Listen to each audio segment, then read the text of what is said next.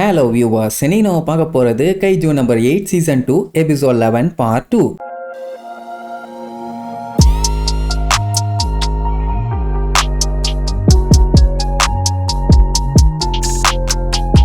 Open பண்ணா போன பாட்டுல அந்த கைஜூ நம்பர் 15 நம்ம கிக்கருவை அடிச்சு ஏதோ போட்டோ ஃப்ரேம் மாதிரி தொங்க விட்டுச்சுல்ல, அது நார்மலா அடிச்சிருந்தா கூட பரவாயில்ல. ஆனா இவ ஃபுல் பவர்ல ஷீல்ட போட்டும் அந்த ஷீல்ட உடச்சுக்கிட்டு அடிச்சு தெறிக்க விட்டுருக்குல்ல, அதான் இப்ப பிரச்சனையே. கிக்கரு வாயில இருந்து ரத்தம் ஊத்துன்னு ஊத்துது. அங்க தூரத்துல அந்த கைஜூ வந்துகிட்டு இருக்கும். சரி, வெப்பனை எடுத்து அட்டாக் பண்ண ரெடி ஆகலான்னு எடுக்க போவா. நீ டைமை வேஸ்ட் பண்ணிட்டு இருக்கன்னு சொல்லும். நிமிந்து பார்த்தா முன்னாடி நின்னுட்டு இருக்குது அந்த டம்மி கோடாரியும் சரி, பவர் இல்லாத நீயும் சரி, என்னைய ஜெயிக்கவே முடியாதுன்னு சொல்லி அது கீழே இருக்க கல்லு கட்ட மண்ணுன்னு எல்லாத்தையும் அள்ளி அதை ஆக்ஸா மாத்தி அப்படியே காமிக்கும். பார்க்கவே படு பயங்கரமா இருக்குது. இதுல அவகிட்ட சவால் வேற விடும். உன்னால என் மேல ஒரு சின்ன ஸ்கிராட்ச கூட போட முடியாது, நீ ஒரு டம்மி பீஸ் அப்படி இப்படின்னு வீம்புக்குன்னே வாயில வந்ததெல்லாம் பேசிட்டு இருக்கும். வந்திருக்க கைஜூ 15 பாத்தீங்கன்னா பார்க்க கிக்கரு மாதிரி மட்டும் இல்லாம அவளோட டெக்னிக் அட்டாக் எல்லாத்தையுமே என்கவுண்டர் பண்றதுக்கும் ரெடியா இருக்குது. சோ இப்படி இங்க பஞ்சாயத்து போயிட்டு இருக்குது. அதே நேரம் நறுமிய காட்டுறாங்க. அவன் கண்ணா பின்னான அந்த வாட்டர் மான்ஸ்டரை போட்டு சுட்டுட்டு இருப்பான். அதுக்கு ஒன்னும் ஆகாது. ஜஸ்ட் கைய தூக்கி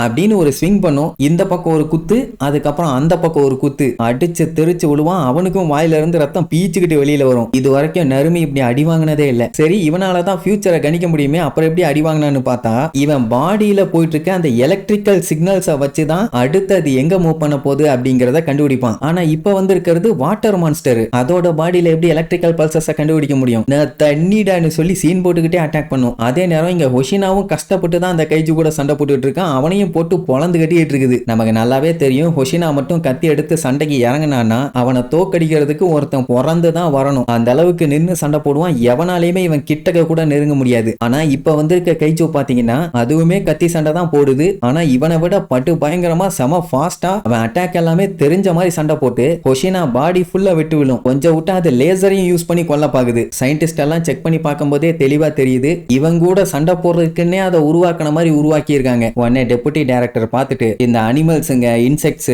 பாக்டீரியா, வைரஸ், அப்புறம் இந்த கைஜூஸுங்க இதெல்லாமே மனுஷங்களுக்கு என்னைக்கு ஆபத்தை தருதோ அப்போ அதை பத்தி படிச்சு நல்லா தெளிவா கத்துக்கிட்டு அதை காலி பண்றதுக்கு என்ன பண்ணுமோ அதை பண்ணுவாங்க. ஆனா இப்ப வரலாற்றிலேயே முறையா கைஜூ மனுஷங்களை காலி பண்றதுக்காக அவங்கள பத்தி கம்ப்ளீட்டா ஸ்டடி பண்ணி இப்ப அதுக்கேத்த மாதிரி கைஜூஸ் அனுப்பி அட்டாக் பண்ண விடுதுங்க. ஆனா இதுங்க இந்த அளவுக்கு முன்னேறி வந்திருக்கிறது நம்பவே முடியாத விஷயம். ஆக மொத்தத்துல இதுங்க எல்லாத்துக்குமே டிஃபென்ஸ் போர்ஸை கம்ப்ளீட்டா அழிக்கணும். அப்பந்தான் இந்த மொத்த உலகத்தையுமே டேக் ஓவர் பண்ண முடியும். எல்லாம் என்ன பண்றதுன்னு தெரியாம முழிச்சுட்டு இருக்கானுங்க. ஏன்னா முதல் ரவுண்டுக்கே எல்லாரோட வாயிலையும் ரத்தம் ஊத்திருச்சு. அடுத்த ரவுண்டுக்கு உயிரோட இருப்பானுங்களாங்கிறதே டவுட் தான் போல. அப்படியே கட் பண்ணி ஷெல்டர்ல காட்டுறாங்க. அங்க மக்கள்லாம் சேஃப்டியா எந்த ஒரு கைஜூவோட பஞ்சாயத்தும் இல்லாம இருக்காங்க இப்போதைக்கு தற்காலிகமா. அப்ப நம்ம கஃப்காவோட ஃப்ரெண்ட்ஸுங்க எல்லாம் அப்படியே பேசிட்டு இருப்பாங்களா, அப்போ ஒரு நியூஸ் வரும். புதுசா ஏகப்பட்ட கைஜூஸுங்க வந்திருக்குதுங்க. அதுகளோட ஃபோர்ட்டிடியூட் அளவு ரொம்பவும் அதிகமா இருக்குது. 9.0 அதுக்கு மேலதான் இருக்கே தவிர கம்மியா இல்ல. அதனால மக்கள் எல்லாத்தையுமே சீக்கிரமா எவாக்குவேட் பண்ணி ஷெல்டருக்கு போக சொல்லிட்டு இருப்பாங்க. பட் இவனுக்கு நம்பிக்கையே இல்ல. ஏதாச்சும் மிஷின் கோளாரா இருக்கும், தெரியாம உளறிட்டு இருக்கானுங்க. அப்படி இப்படின்னு அவங்க பாட்டுக்கு பேசிட்டு இருப்பானுங்க. ஏன்னா இதுக்கு முன்னாடி இந்த மாதிரி எல்லாம் நடந்தது இல்ல. அந்த ஒரு கான்பிடென்ட் ஷெல்டர்ல இருக்க கொஞ்சம் பேர்த்துக்கு லைட்டா பீதி ஆகுது. பட் இருந்தாலும் டிஃபென்ஸ் ஃபோர்ஸ் மேல நம்பிக்கை இருக்குது. இவனுங்க டிஸ்கஸ் பண்ணிக்குவானுங்க. இது மட்டும் உண்மையா இருந்தா கண்டிப்பா நம்ம காலின்னு. அந்த டைம் டோக்கு கடகடன்னு போய் அங்க இருக்க மிலிட்டரி ஆளுகளுக்கு எல்லாம் ஹெல்ப் பண்ணுவான். இத்தனைக்கு அவன் கையை கடிச்சு விட்டதுனால ரத்தம் வந்துகிட்டு இருக்குது. ஆனாலுமே ஹெல்ப் பண்ணுவான். ஏன் அப்படின்னா மேல இருக்கவங்க எல்லாம் இவங்க உயிரை காப்பாத்த அங்க கஷ்டப்பட்டு சண்டை போட்டுட்டு இருப்பாங்க. அவங்க மேல நம்பிக்கை வைக்காம கிவ் அப் பண்ணா அது அவங்களுக்கு மரியாதை கொடுக்காத மாதிரி. அண்ட் இவங்களும் இவங்களால முடிஞ்ச ஹெல்ப் அவங்களுக்கு பண்ணாதானே நல்லா இருக்கும். போங்கடா போய் ஹெல்ப் பண்ணுங்கடான்னு ஒன்னு அடிச்சு புடிச்சு போய் ஹெல்ப் பண்ணுவானுங்க. அதே நேரம் இன்னும் நிறைய மக்கள் ஷெல்டர்ஸுக்கு போகல. அவங்க எல்லாத்தையுமே பாதுகாப்பா டிஃபென்ஸ் ஃபோர்ஸ் மெம்பர்ஸ் எல்லாம் அப்படியே அனுப்பி விட்டுட்டு இருப்பானுங்க. அதுல கஃப்காவும் ஒரு ஆளு. அப்ப அந்த டைம் அந்த ஏரியாக்கு பக்கத்துல ஒரு பயங்கரமான பிளாஸ்ட். எங்கன்னு பார்த்தா நம்ம ஷினோனோமே இருக்கால அந்த ஏரியால தான். சோ இங்க இருந்து ஒரு 10 கிலோமீட்டருக்கு யாரையுமே விட்டுறாதீங்க, எல்லாத்தையும் காப்பாத்தி கூப்பிட்டு போயிருங்க. அது அவங்க உயிருக்கே ஆபத்து. அது மட்டும் இல்லாம யார் யாரோட காம்பேக்ட் பவர்லாம் 60% கீழே இருக்கும் அவங்களும் இந்த பக்கமே வந்துடாதீங்க நீர்வா. அப்ப அந்த கைஜு அவளை அட்டாக் பண்றதுக்காக வேகமா ஓடி வரும். சுத்தி இருக்கவனுங்க எல்லாம் கண்ணா பின்னான்னு அதை சுட்டுட்டு இருப்பானுங்க. இங்க கஃப்கா பாத்தீங்கன்னா எல்லாத்தையும் வேக வேகமா அனுப்பி விட்டுட்டு இருப்பான். கூட்டம் அதிகமா இருக்கிறதுனால வேகமா போக முடியல.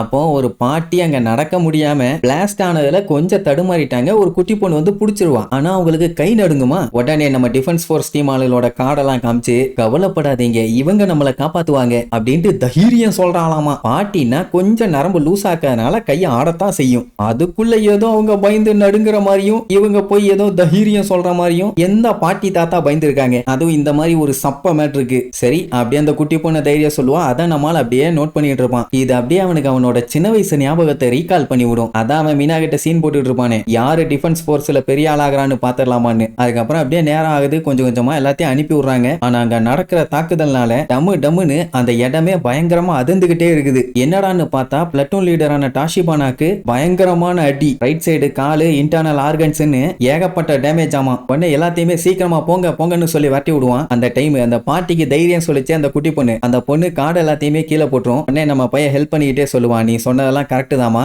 டிஃபென்ஸ் போர்ஸ்ல சூப்பரான ஆளுங்களா இருக்காங்க, கேப்டன் அஷிரா, நருமி, அவங்க எல்லாம் கண்டிப்பா உன்னைய காப்பாத்துவாங்க. நீ சொன்ன மாதிரி நீயும் ஸ்ட்ராங்கான பொண்ணு தான், தைரியமா இரு அப்படி இப்படின்னு ஆறுதல் சொல்லி ஷெல்டருக்கு போக சொல்லிட்டு வேகமா ஓடுவான். அந்த குட்டி பொண்ணு நெல்லுங்க நெல்லுங்க, உங்களுக்குன்னு ஏதாச்சும் கார்டு இருக்கான்னு கேப்பா. நான் ஒரு டம்மி பீஸுமா, கார்டு வைக்கிற அளவுக்கு எல்லாம் எனக்கு வக்கில்லைங்கிற மாதிரி சொல்லிட்டு இருப்பான். இன்னும் அந்த பிளாட்டூன் லீடர் டாஷிபானாவுக்கு அடி ஏகப்பட்டது விழுந்து டேமேஜ் அதிகமாகிட்டு இருக்குதுன்னு சொல்லுவாங்க. அவனுக்கு அப்படியே கடுப்பாவும், ஏன்னா இதுக்கு மேல அந்த லீடரால எதுவும் பண்ண முடியாது. அப்ப அந்த குட்டி பொண்ணு, உங்களுக்குன்னு கார்டு வந்தா கண்டிப்பா அந்த கார்டை நான் வச்சிருப்பேன் அப்படின்னு உடனே நம்மளால சந்தோஷமா அந்த ஸ்பாட்டுக்கு வேகமா போவான். அந்த இடம் பாத்தீங்கன்னா புகஞ்சு போய் நொறுங்கி கந்தரகோலமாய் போய் கிடக்குது. ஷினோனோமி அப்படியே முட்டி போட்டு அங்க பேனு லுக் விட்டுட்டு இருக்கா. ஏன்னா டாச்சிபானாவோட நிலைமை இப்போ ரொம்ப மோசம். அந்த கைஜு கழுத்தை புடிச்சு நெருக்கிட்டு இருக்குது. இன்னும் ஒரு அமுக்குனா போதும் செத்து போயிடுவான். இப்பதான் எல்லாத்தையும் அனலைஸ் பண்ணி பாக்குறாங்க. இவங்களோட டாப் ஆபீசர்ஸ் இருப்பாங்கல்ல, அவங்க எல்லாத்தையும் தான் அந்த கைஜூஸுங்க பக்காவா குறி வச்சு அட்டாக் பண்ணிட்டு இருக்குதுங்கன்னு. அது மட்டும் இல்லாம இன்னும் பாதிப்போட அளவெல்லாம் அதிகமாயிட்டே தான் போகுதே தவிர மெயின்டைன் ஆகிறதோ இல்ல கம்மி ஆகிற மாதிரியோ தெரியல. இப்ப இவங்க தோத்துட்டாங்கன்னா இவ்வளவு நாள் கஷ்டப்பட்டது எல்லாமே வேஸ்ட். ஷினோனோமி எல்லாம் உள்ள பயந்து நடுங்கிட்டு இருக்கான். ஏன்னா இவ்வளவு பவர்ஃபுல்லான கைஜூ கூட எல்லாம் இது வரைக்கும் இவ சண்டை போட்டதே கிடையாது. இனி எல்லாம் என்னால எதுவும் பண்ண முடியாதுன்னு அப்படியே உறைஞ்சு போய் நின்றுட்டு இருப்பாளா. உடனே அங்க கத்திட்டு இருப்பானுங்க, பிளட்டூன் லீடர் ஷினோனோமி ஹெல்ப் பண்ணுங்கன்னு. அப்ப அவளுக்கு நருமி சொன்னதான் ஞாபகத்துக்கு வரும். அதாவது இவளோட டேலண்ட பார்த்து இவளால ஒரு டீமை லீட் பண்ணி எல்லாத்தையும் காப்பாற்ற முடியுங்கிறதுனால தான் இவளுக்கு கேப்டனுங்கிற போஸ்டிங்க கொடுத்தான். இப்போ இதுக்கெல்லாம் போய் பயந்துகிட்டு இருந்தானா, அதனால வெறியாகி அங்க இருந்து தப்பிச்சிரு டாச்சிபானான்னு சொல்லிட்டு கன் எடுத்து கண்ணா பின்னான்னு சுடுவா. அந்த கேப்பை யூஸ் பண்ணி அவன் அதோட கையில இருந்து எஸ்கேப் ஆயிருவான். அந்த டைமுங்கும் போது அவ வெறியாகி அவளோட காம்பேட் பவர் 73% அவ்வளோ ரீச் பண்ணிடுவா. சுட்டு இருந்தான்னா கண்டிப்பா ஒரு டேமேஜ் அந்த கைஜூக்கு இருந்திருக்கும். ஆனா அவ சுடுறதுக்கு முன்னாடி அது சரக்குன்னு முன்னாடி வந்துடும். அப்பவும் தயங்காம சுட வேண்டியதானே, லைட்டா ஜர்க்காவா அந்த கேப்பை யூஸ் பண்ணி ஒரே குத்து. அந்த கன்னு மட்டும் இல்லாம அவளுக்கும் வயிற்றுல கொடூரமான அடி. அப்படியே அவ மைண்டுக்குள்ள ஓடும், எப்படியாச்சும் நான் ஸ்ட்ராங் ஆகணும், கேப்டன் நருமிக்கு நான் ஒரு ஸ்ட்ராங்கான கேப்டன் ப்ரூவ் பண்ணணும் அப்படின்னு அவ்வளவு கஷ்டப்பட்டிருப்பான். இப்ப என்னடானா இந்த கைஜுவை சமாளிக்க முடியாம தெரிச்சிட்டால, இருந்தாலும் அவ விடல. ஃபர்ஸ்ட் டிவிஷனோட பிளட்டூன் லீடரான நான், ஆமா பெரிய பாகுபலி பதவி ஏத்துக்கிறாங்க.